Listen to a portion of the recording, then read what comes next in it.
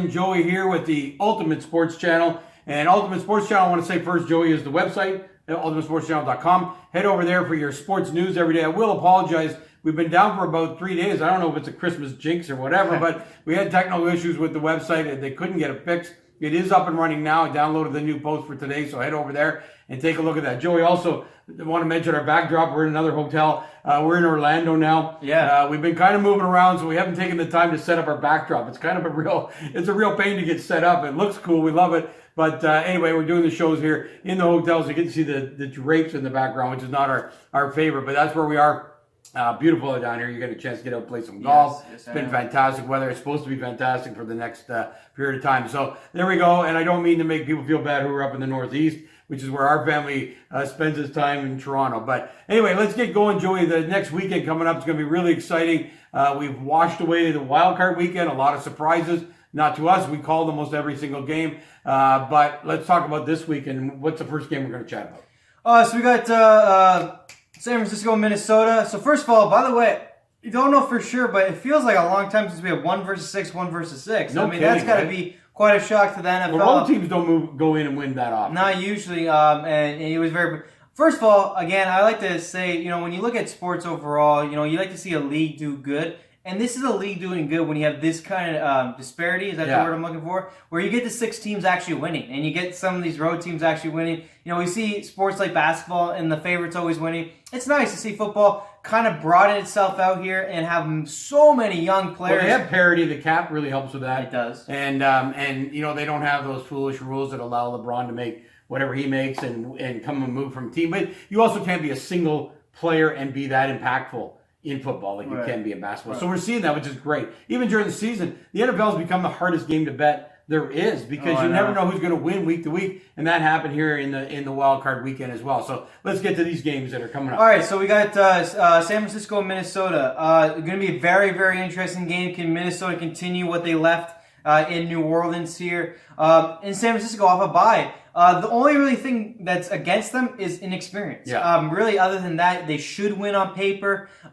Jimmy Garoppolo is better than Kirk Cousins. The running back, Minnesota's a better running back. The offensive line's better on San Francisco. The defense is better on San Francisco. The tight end's better on San Francisco.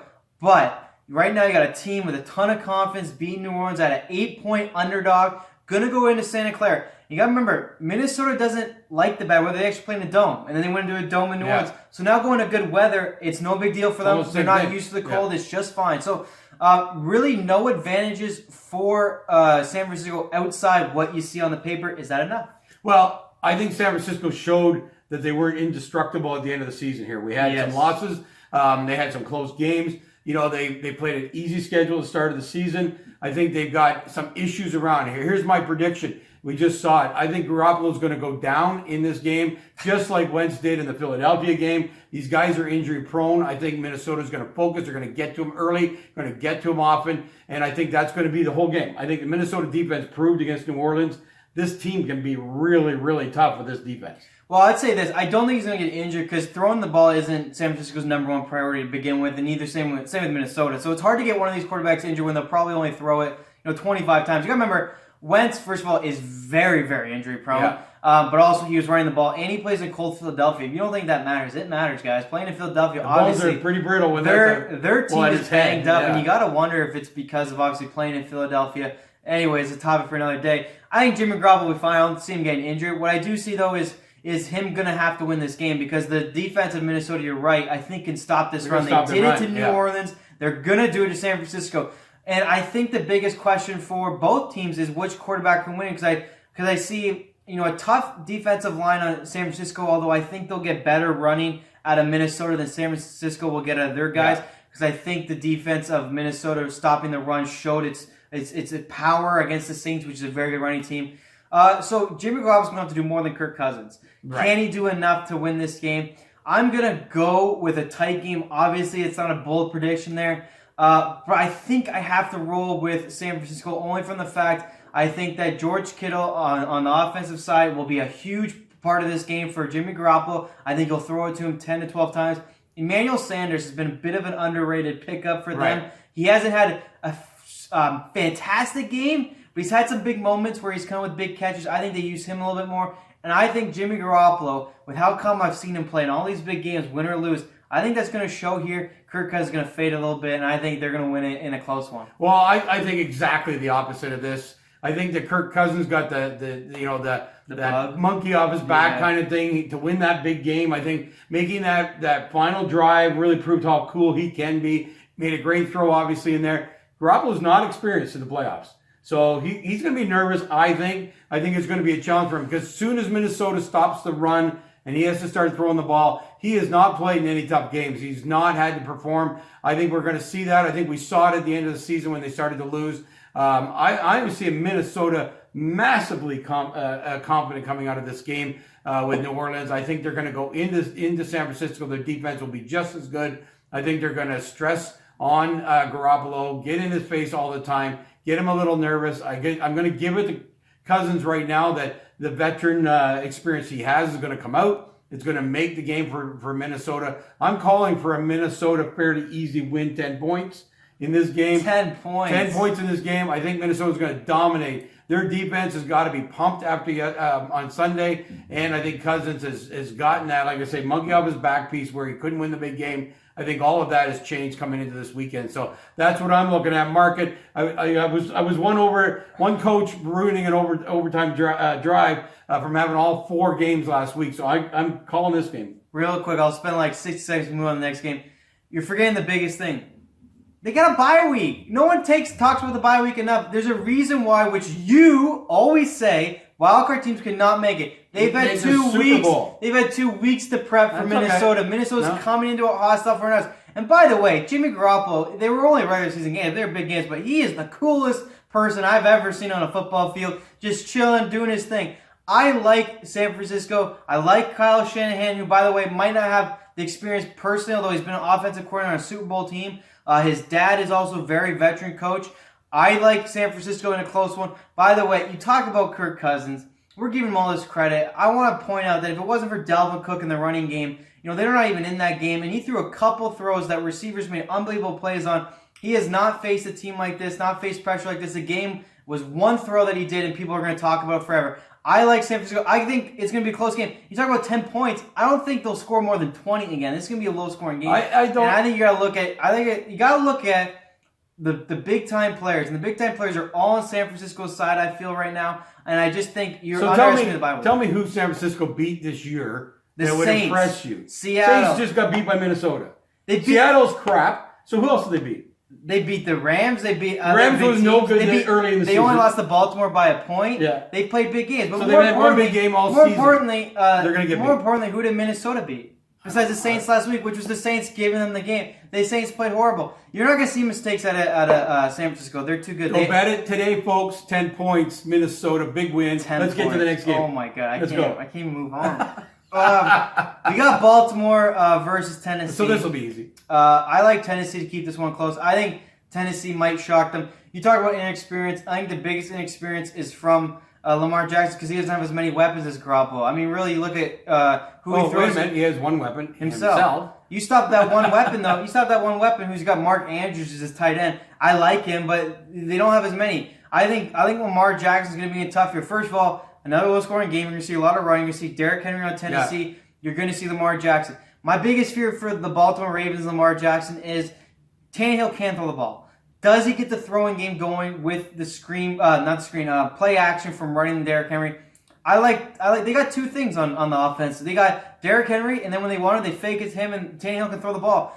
Tannehill got his first win. You talk about confidence. He got first win. He's on a team that he loves. No one really had to work hard in Tennessee besides Derrick Henry because he had the whole game himself. Yeah. The defense on Tennessee can hold their own. I think the inexperience on San Francisco is less than it is here. I think it's more important here because it's just Lamar. I just don't feel like he's got enough. Mark Ingram's going to play. I think that's a big component. He's going to have a big game. But if he doesn't, they shut down one part of his game, force Lamar to put it on his shoulders. It's going to be difficult. And in a clutch game, I'll go with the team that can run it and can throw it, not just the team that relies on their quarterback to do everything himself. I think Lamar has a big game. I don't think it's enough. Well, I don't disagree with you. I love Tannehill. I mean, we've talked about him many times. This guy's a winner everywhere he's gone. Even when he was in Miami, he stayed healthy, which we didn't expect to have happen. I just think Lamar, we called it in the middle of the season, he's just a juggernaut. This guy is an unbelievable player. I think that he'll do what he normally does. I think they'll put up big points, is what they've always done. I think he's got some weapons out there that are underrated because they look only at Lamar and what he does.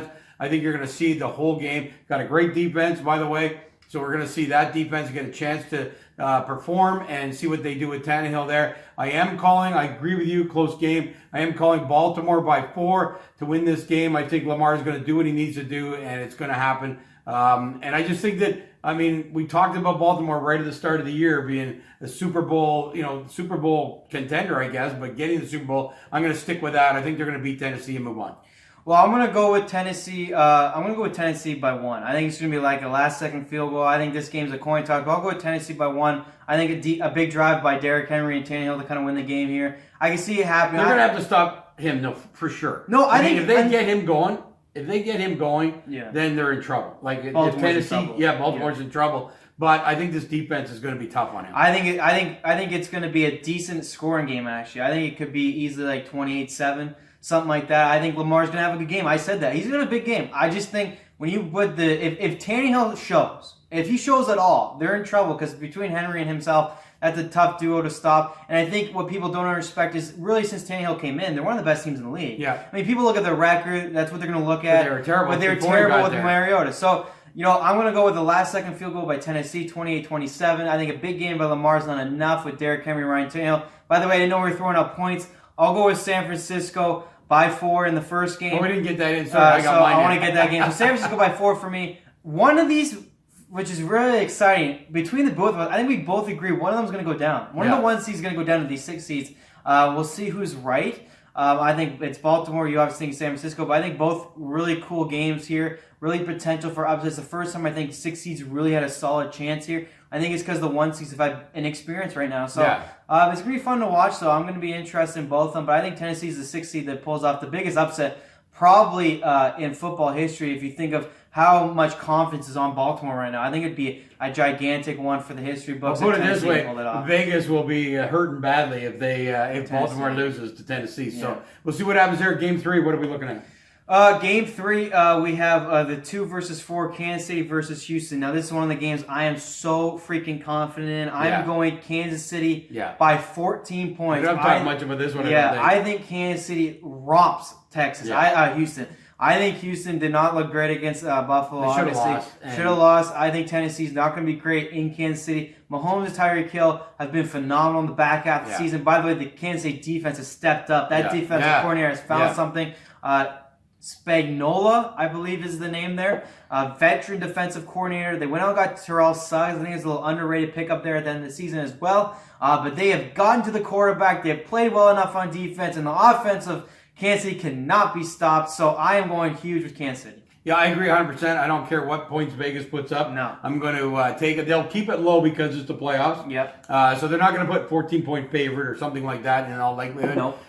So I think it's a no-brainer. KC, they needed to get rid of New England because the mystique New England beat them last year, 46-43 or some crazy game like that. Well, we already know that the other side's not going to score that many points against Kansas City, so we know that Kansas City's going to rock up a bunch of points. This is the easiest wager on the weekend. Get in early if you do wager. Get in early on the Vegas line. In my mind, it's going to continue to go up on KC. So I would get in there and see if you can get a low point spread right now and get all your wagers in. This is a no-brainer. And by the way, you want to talk about home field advantage? They have one of the toughest buildings to play in. So KC all the way. Okay, Game 4 is Green Bay and Seattle. Historic games between Green Bay and Seattle. They've had some unbelievable moments from the fake refs in Week 1 a couple years ago to the big playoff game where Green Bay was up massive. Seattle has the kicker throw a touchdown, has the onside kick, has a 2-point conversion. Some wild stuff has happened. The big overtime throw to Jermaine Kearse against in the Super Bowl. What happens here? Well, I don't like either side, to tell you the truth. I don't think Green Bay hasn't looked great. I think Green Bay's been, again, like Seattle. These are two teams that have kind of won dirty all year, have decent records, but don't look like they should have. And so it's really difficult to go into this game. I think it's gonna be, even though we talk about Aaron Rodgers, we talk about Wilson, I think it's going to be a defensive struggle. Green Bay has won on their defense this year. I think there's no doubt about that. Oh, God. I'm going to call Seattle just because they find a way to win. no matter how ugly it is, they seem to find a way to win. And I think Aaron Rodgers is another old quarterback that has done his time. I don't think he's going to have that great a game against his Seattle defense. So I'm calling Seattle. I'm hoping for Seattle. I'm actually have lived in Seattle. They are my team. I just can't stand the way they play. But you know what? They've been able to pull out wins all season long. I'm rolling with Seattle too, and a couple of reasons. First of all, I think they are a team that could go all the way to Super Bowl. They could be that team that, if they play San Francisco, could win that. If they play Minnesota, they could get the home field. I think they're in a great position to now go all the way. Only because what I saw in Philly, and I hope it continues. I'm going to roll with what I saw there, which was the defensive line of Seattle getting to the running backs and quarterbacks. Yeah. If they stop the run in Green Bay, which is Aaron Jones, by the way, Aaron Rodgers does not look great with his receivers. So if Seattle could do what they did to Philly, which stop the run, stop the screen game, Green Bay's in a lot of trouble. And then as much as we've complained about the offense of Seattle, they do find a way to score touchdowns when they have to. They can throw to DK Metcalf. They can throw to Lockett. They can run with beast mode. They do have the options that Green Bay doesn't have right now if they choose to use them, and they always seem to do enough to win. They are a team that is made of winners. They have more belief than Green Bay right now. Matt LaFleur has never coached a playoff game, and to be honest, no one thought he should coach this team to begin with. If it wasn't for the defense side of the ball, they would not be here. So I am going to roll with Seattle in another, obviously, nail-biter. It'll be it's what Seattle and Green Bay does. Right? 1 point games. Yeah. What Seattle and Green Bay does. It might even be an overtime game and come down to a kicker. And by the way, we do have a good kicker this year in Jason Myers.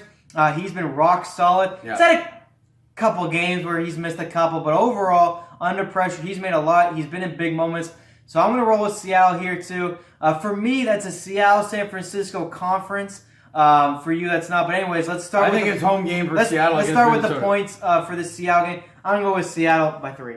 Yeah, no more than that. I think this is going to be a typical Seattle game. I'm hoping somewhere along the line in meetings this week, someone goes and slaps the offensive coordinator upside the head and says, throw the ball all day. My biggest worry, and I love beast mode, but you know what? The paper they're talking about using them more. I'm thinking a 30-run game, 30-play runs this week, and I'm going, oh my God, they're not going to throw the ball again. I'm telling you, though, too close. You should just throw the ball every freaking play. If they do run it, simple. I think you have beast mode in every play. I don't think it's. No, I agree. That's my worry. Right now they only bringing him to run the ball, and he hasn't been really that great, except near the goal lines. I think you bring him in every play. I think you put him in the passing game. You saw the look at this screen. The one screenplay. Yeah, went for 30 yards. Yeah. I think you bring him in. I think you. I'm forward to Travis Homer. I think you get a decent run there, but this is playoffs, baby. Yeah. You got to put in beast mode with the experience. First of all, Travis Homer almost fumbled the ball. I actually did fumble the ball. Luckily, he got it back. Yeah.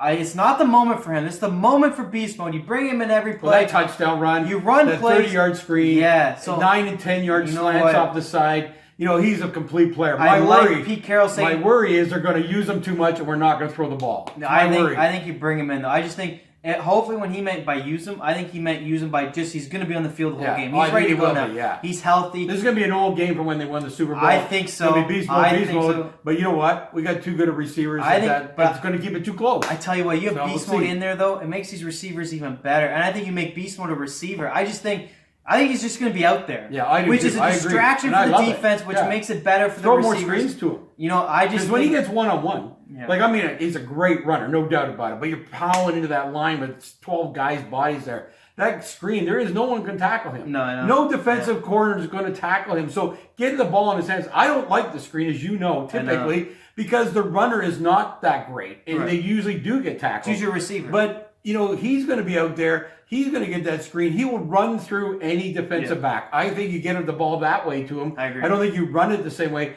I think we should have 75%, 25% pass over run this week. We destroy Green Bay. I know it's going to be the other way around, which is going to drive me crazy. Keep the game close. But I do believe the one thing Seattle's been able to do, and when you have history of it, you feel confident about it, they're going to win a close game. Here's why I'm confident. When Seattle gets in the red zone, they score. Yeah. It is one of their hallmarks. They have an unbelievable rate of scoring when they get in the red zone. You add beast mode to that thing. I think you're right. I think it's more in the check down game where he's going to be effective. Because the check down game, he gets a one-on-one, he breaks that tackle, gets an extra few yards. I think that's going to be the key to this game, where it's going to be close. One thing Seattle does do is they score, and one thing Seattle's defense has done is stop touchdowns. They give up field goals.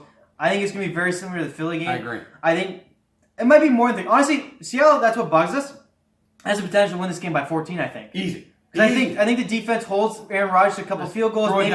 Maybe gets a turnover, which Seattle's defense does a lot, and then Seattle can really score this game up. I think Seattle all the way here. Joey, everybody's going nuts about Metcalf and all that. I still think he only had like seven targets. 7 targets, and Lockett way less, right? So we're not even using our tools. If they shock them, we should shock them because we know what Green Bay is preparing for. Run. Check downs to the tight end, all this kind of stuff. That's what they're preparing for. We should go right out, first pass, down the field, touchdown, game over. Doesn't this Seattle just should feel roll. like a Super Bowl run by Seattle? It looks like you bring back Lynch, your defense is getting better, you have 2 top receivers, and you might be right. You win this game, you might face Minnesota at home. It has those and they've feelings. played San Francisco tough. And even if they went into San Francisco, I'd be okay with that. Well, we won there. We won there. Yeah. So it just feels like, though, a Super Bowl team. They've run the ball successfully in the red zone. They score in the red zone. They do get the receivers enough. I wish they'd do it more, but they do it enough. It just feels like a Seattle run here. Yeah. And then they face Green Bay. The nemesis of Green Bay has to be Seattle. They it's like find ways Orleans. to beat them and uncanny ways of beating them. So okay, speak of that. Let's get to the Super Bowl. Well, let's get to the championship. Let's say the start of the year, I had Seattle and New England recounting. New England, obviously, they're gone. So they're gone out of this match. Who are you looking at Super Bowl wise now that we're into the conference championships? Now it makes sense. Well, I just talked up Seattle. I think I'll roll with Seattle. I think it's going to be Seattle-San Francisco. I think Seattle beats San Francisco. I think Seattle's in the Super Bowl. I think they're the first team in however years to make it to the Super Bowl through the wild card. And by the way, most teams that make it to the Super Bowl from the wild card do win the Super Bowl. Yeah. I think you definitely see that happen. happen. Just don't get there often. No, they do win. I think, though, it's a team that the injuries to the 3 running backs is disguised by this great signing of our guy coming back. And I think Russell Wilson has targets, and I think we get upset about it. But he knows how to win. He knows how to make the big plays. Our receivers, Metcalf has not struggled in the moment, neither has Lockett. No. So Lockett had that great catch on the sideline, by the way. So I'm going to go with Seattle from the NFC. They've really pumped me up with the defense stepping up, and obviously the offensive side of the ball, they got some weapons there. And I think the lineup of Green Bay and San Francisco fits right in Seattle's pocket. And even if they have to go home and play Minnesota, that's great. Yeah. I'm rolling with Kansas City on the AFC. Not a shocking pick, although would have shocked you with the way they started. It looked pretty ugly for them. I actually jumped off their bandwagon. I jumped back on with the back half of the season. With Mahomes coming back from that injury, I was worried. He looked even better than before. Tyreek Hill has stepped up. He looks phenomenal. But the defense of Kansas City is going to get them there because they can put up 30 points anytime they want. But a defense that can actually stop a team from putting up 30 points. That's what's got to happen. They're going to get there, no problem. I don't care who they face. I don't care if they face Tennessee. I don't care if they face Baltimore. They are going to the Super Bowl, and then you get Mahomes versus Russell Wilson in the Super Bowl would be fantastic. The one time they played, it was a historical game in Seattle. Yeah. So I am looking at Kansas City, Seattle. I like Kansas City since the playoffs started. Seattle, I'm jumping on their bandwagon. I'm going to go with those 2 teams. Well, and I was with Seattle, and mid-season I moved over to Baltimore because New England, not mid-season, 9 games, 10 games in, we're starting to look pretty pedestrian and all the stuff going on around Tom Brady. I'm sticking with Baltimore. I think that Lamar's going to carry him all the way. It would be an exciting, although running game in the Super Bowl, but I think that's what's going to happen. So there we are. That's going with Seattle too? Seattle, I said that. I'm staying with Seattle. Oh my God. I have to. I called them at the start of the year, and they are winning. As much as they're frustrating me, I think they could run through these playoffs and win by 14 every game if they get the whole offense sorted out. This is a team with more talent than any other team in this league. Sure. More talent. I mean, they've got the running quarterback if he ever runs instead of getting sacked. By the way, he did a couple times in the Philly game. He could do that more, which he might. We got Beast Mode back, which is the running game. It's so exciting to watch him get that touchdown, watch him take that pass, and he's going to get more play for sure. We got the 2 best receivers in the game right now. Other than Hill, I'll give you that. Tyreek Hill is amazing as well. God. But we have 2 Tyreek Hills on our team, so that gives us 1 extra when it comes down to winning the Super Bowl. They should win easy. Russell Wilson will make it hard, but I think no doubt Seattle's going to be there. The first wild card team to get there. We're also due. I talked about none of them getting through, but it is kind of due that one of them does get through. So we'll see what happens there. Hey, there's our picks for this week. Baltimore, though, they're going to be Kansas City in the I think Baltimore, I think they're just going to run over everybody. They got a great defense. I think that's what's going to make it happen. Lamar can stay on the field forever because he runs the ball. The clock goes there's not much game when he's on the field. On and on. They hold the ball, and that's what they do. I think we're going to see that. However, we also know, and I'm forgetting the team they played about 4 weeks ago, and it wasn't a bad team. He threw 5 touchdowns in one game. This guy can throw the ball. It isn't like he's a one-dimensional player. He can throw it, but he just makes it a whole different game when your quarterback's running for over 100 yards in every single game he plays. It's amazing that, and you know what? Running backs is easy to stop because you can plan to stop them. Mm-hmm. But he's out in the open. You can't plan to stop him. That's the problem with him, right? He's out in the speed. You just mentioned that. When he turns on speed, it's insane speed. He's also pretty skinny, so it's tough to grab him, and he can twist and turn. It'll be interesting. I think Tennessee might upset. If they don't, then Kansas City, Baltimore would be a fantastic game too. Yeah. I think Kansas City just has the edge throwing the ball. But what a time to be alive in the NFL. Look at the AFC right now, 4 very young quarterbacks. But if Russell Wilson gets there, which I think the NFL would want, he's going to face one of these great young quarterbacks together. It's going to be a historic moment. Well, let's not talk about Wilson like he's Tom Brady. He's one of these young quarterbacks. So that's what I mean, though. I mean, you look at the NFC. He's been around a bit. Garoppolo doesn't really excite me like as an individual, and neither does Kirk Cousins, neither does Rodgers. I think if you had Wilson against any one of those quarterbacks, probably Lamar or Mahomes, I think you're in for an amazing Super Bowl. I think that's what the NFL wants. I think that's what the fans want. The NFL ads sold out in the fastest history. I think they saw this lineup and went, we're going to get some superstars in this Super Bowl, and it's going to be a fantastic game in Miami. So we're really looking forward to these playoffs continuing this weekend. I agree, and we'll look forward to that. We'll be back next Monday or Tuesday. We're going to go into another show right now, which is about the changes happening in the NFL, because, of course, they don't wait for the playoffs to be over. No. These teams are moving on these changes right now. We're going to talk a little bit about that in a separate show, but we'll look forward to coming back next week and talk about the results of the games that happen in the championship round here. Okay, we got